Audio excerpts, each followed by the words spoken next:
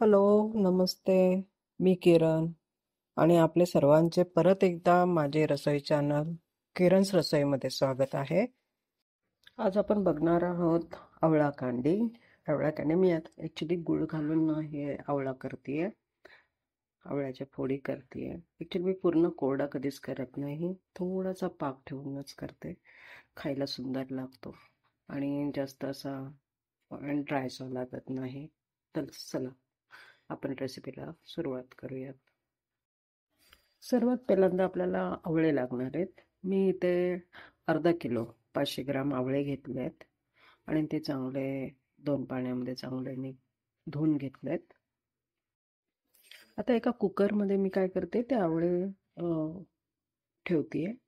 ह्यामध्ये पाणी टाकायची काहीच गरज नाही. फक्त थोडंसं नावाला शिंतोडा द्या त्यावर पाण्याचा किंवा मग थोडंसं नावाला 1-2-3 चमचे पाणी टाका. बाकी ह्याला पाण्याची गरज लागत नाही. वाफेवर हा चांगल्या प्रकारे शिजतो. 1 किंवा 2 जास्तीत जास्त 2 शिट्ट्या, त्याच्यावर शिट्ट्या करू नका, गाळ होईल. करून घ्या. इथे मी 2 शिट्ट्या करून घेतल्यात आणि आवळे काढून घेतलेत. कुकर थंड केल्यावर मी हे आवळे काढलेत. तर बघा किती चांगल्या प्रकारे शिजलेत. बघा हे आवळे कसे छानपैकी उकलत आहेत. कशाने आपल्याला चाकूची किंवा ह्याची काहीच गरज नाही. हाताने सहज त्याच्या फोडी वेगळ्या होत आहेत. मी अशा सगळ्या प्रकारे वेगळे करून घेते आणि त्याची जे बी आहे ती मी बाजूला काढून घेते. अशा प्रकारे मी सर्व आवळा वेगवेगळ्या करून घेतल्या, त्याच्या फोडी तयार करून घेतलेल्या आहेत. आता आपण पुढच्या प्रोसेसला सुरुवात करूया.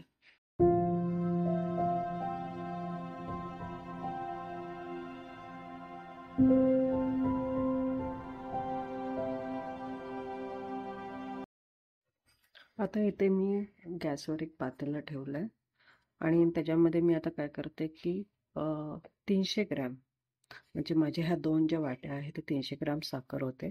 तर मी तेवढी साखर घेते. 500 ग्रॅम आवळ्याला 300 ग्रॅम साखर लागतेच. आणि मी एक पाऊण वाटी पाणी त्यामध्ये टाकते, मिक्स करते. आपल्याला हा जो पाक तयार करायचा आहे हा एकतारी नाही पण थोडासा चिकट असा झाला पाहिजे. असा पाक तयार करून घ्यायचा आहे. ॲक्च्युली मला थोडा पाक लागतो म्हणून मी पाऊण वाटी पाणी टाकलंय. तर तुम्हाला पूर्णपणे कोरड्या आवळा कांडीच बनवायच्या असतील तर तुम्ही काय करा की पाणी आहे ना थोडंसं त्यापेक्षाही कमी पाणी ठेवा. एक 3-4 चमचे पाणी जरी टाकलं पाकामध्ये तरी चालेल. आता थोडंसं चमच्याने हलवून घ्या. पूर्ण साखर विरघळू द्यात आणि एक 5 मिनटं गॅसवर ठेवा. बघा 5 मिनटात चांगल्या प्रकारे पाक तयार झाला आहे.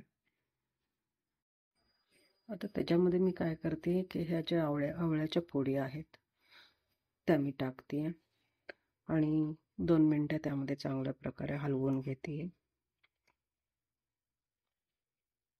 आणि हे भांडं आहे ना एक 2 ते 3 मिनटं असंच गॅसवर राहू द्यात. थोडा पाक त्यामध्ये मुरू द्यात आणि थोडासा कमी होऊ द्यात पाक. त्यामध्ये मुरल्यानंतर आहे ना थोडंसं पाक राहिल्यानंतर हे गॅस बंद करा. बघा एक 5 मिनटानंतर चांगल्या प्रकारे हा पाकातला आवळा तयार झालेला आहे. आणि तुम्ही इथे साखरेच्या ऐवजी गुळचा वापरू शकता. मी साखर वापरलेली आहे. तुम्हाला पाहिजे असेल तर तुम्ही गुळाचं प्रमाण तेवढंच ठेवा जेवढं साखरेचं प्रमाण आहे. चांगल्या प्रकारे पाक तयार करून घ्या. कँडी तयार करा.